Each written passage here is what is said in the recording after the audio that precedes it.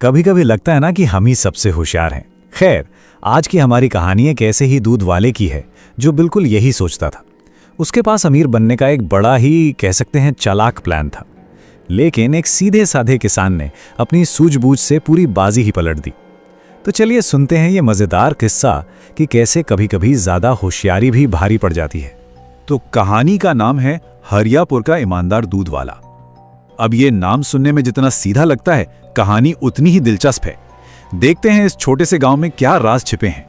चलिए कहानी के पहले हिस्से से शुरुआत करते हैं और मिलते हैं हमारे हीरो या कहूं विलन रामू दूध वाले से। उसका बिजनेस चलाने का एक बड़ा ही खास तरीका था जिसने उसे पूरे गांव में मशहूर तो कर दिया, पर शायद उन वजहों से नहीं जिनकी उम्मीद की जाती है। जरा सोचिए हरियापुर गांव के बारे में। एकदम शांत खूबसूरत सा गांव। यहीं रहता था रामू अपनी 6 भैंसों के साथ। रोज सुबह वो मेहनत से दूध निकालता था, लेकिन उसकी कामयाबी का असली राज वो दूध नहीं था, बल्कि पास बहने वाली नहर का साफ पानी था। वो बड़ी चालाकी से दूध में पानी मिलाता और अपनी कमाई सीधी डबल कर लेता। चलिए जरा रामू के दिमाग के अंदर झांक कर देखते हैं। देखिए, वो खुद को कोई धोखेबाज नहीं समझता था। नहीं, उसकी नजर में तो वो एक होशियार बिजनेसमैन था जो बस एक मौके का फायदा उठा रहा था। वो सोचता था भाई इन्हें क्या ही पता चलेगा। उसके लिए ईमानदारी से ज्यादा जरूरी था मुनाफा। गांव वाले जो दूध खरीद रहे थे और उन्हें जो मिल रहा था, उसमें सच कहूं तो जमीन आसमान का फर्क था। वो पैसे दे रहे थे गाढ़े मलाईदार भैंस के दूध के, और घर क्या ले जा रहे थे?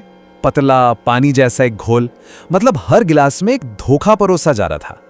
और रामू की ये छोटी सी बेईमानी, अरे वाह, खूब रंग ला रही थी। कम से कम बाहर से तो यही लगता था।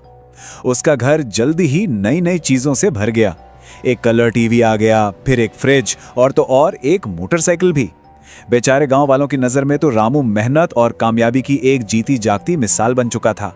लेकिन जैसा हर अच्छी कहानी में होता है, ये सब ज्यादा दिन तक टिकने वाला नहीं था। और अब एंट्री होती है शंकर लाल की, एक समझदार बूढ़े किसान जिनकी पारखी नजरों से कुछ भी छिप नहीं सकता था। और इस पूरी कहानी का मंच तैयार हुआ मकर संक्रांति के त्योहार पर। त्योहार था तो लालच भी बड़ा था। रामू इस बार कुछ ज्यादा ही आगे बढ़ गया।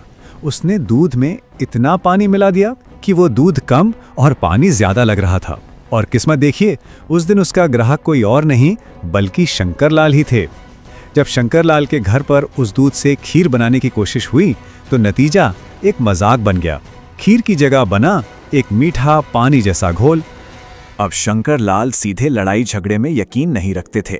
उन्होंने एक बड़ी ही शानदार 4 स्टेप की योजना बनाई। वो रामू के लालच को ही उसके खिलाफ एक हथियार की तरह इस्तेमाल करने वाले थे, वो भी त्योहार के जश्न की आड़ में। सच को सामने लाने का एक इतना सरल पर कितना जबरदस्त तरीका था। और बस इसी के साथ हम पहुंचते हैं कहानी के सबसे अहम, सबसे दिलचस्प मोड़ पर। जाल बिछ चुका था, दाना डाल दिया गया था, और लालच में अंधा रामू बिना कुछ सोचे समझे सीधा उस चाल की तरफ पड़ रहा था। एक बड़े इनाम का वादा सुनकर रामू भागा चला आया, वो भी अपनी सबसे ज्यादा पानी वाली दूध की 2-2 बाल्टियां लेकर। वो अपनी चालाकी पर इतना इतरा रहा था कि उसे लगा आज तो उसकी सबसे बड़ी जीत होगी। उसे जरा भी अंदाजा नहीं था कि आज उसकी इज्जत दांव पर लगी थी। और यहीं पर शंकर लाल की बुद्धिमानी काम आई, जो एक बहुत ही सीधे सादे साइंस पर आधारित थी। उन्होंने हर बाल्टी में सिर्फ 1 चम्मच दही का जामन डाला। देखिए, होता क्या है कि असली गाढ़े दूध को जमने में वक्त लगता है, लेकिन जिस दूध में ढेर सारा पानी मिला हो वो बहुत बहुत तेजी से जम जाता है। शंकर लाल को बस इंतजार करना था। और नतीजा ठीक वैसा ही हुआ जैसा शंकर लाल ने सोचा था। सिर्फ आधे घंटे में रामू का दूध एक कांपते हुए पानी जैसे दही में बदल गया। ये नजारा इतना अजीब था कि पूरा गांव ठहाके मारकर हंसने लगा। सबूत सबके सामने था, जिसे कोई भी झुटला नहीं सकता था। गांव वाले भी कहां चुप रहने वाले थे। रामू का धोखा सबके सामने आ चुका था और वो बेचारा शर्म से जमीन में गड़ा जा रहा था। उसकी सारी होशियारी, सारी चालाकी धरी की धरी रह गई। तो अब आते हैं कहानी के अंजाम पर। जब होशियारी का पर्दाफाश हो जाता है तो क्या होता है? रामू के लिए यह सबके सामने हुई बेइज्जती एक बड़े बदलाव की वजह बनी। शंकर लाल ने उसे डांटने की बजाय बड़े प्यार से समझाया, रामू, लालच से भरी चालाकी हमेशा इंसान को ले डूबती है। बस उस एक पल में रामू को अपनी गलती का एहसास हो गया।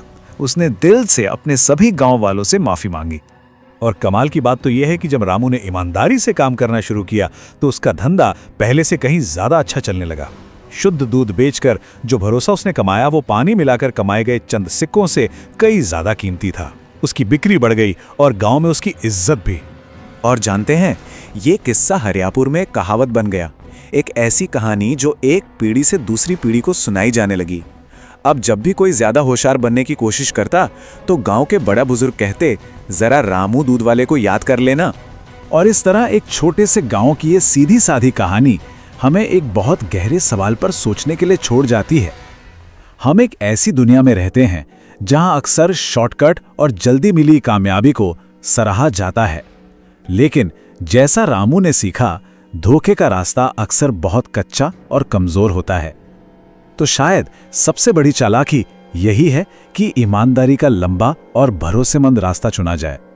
सोचने वाली बात है ना, कि कामयाबी की असली चाबी आखिर है क्या?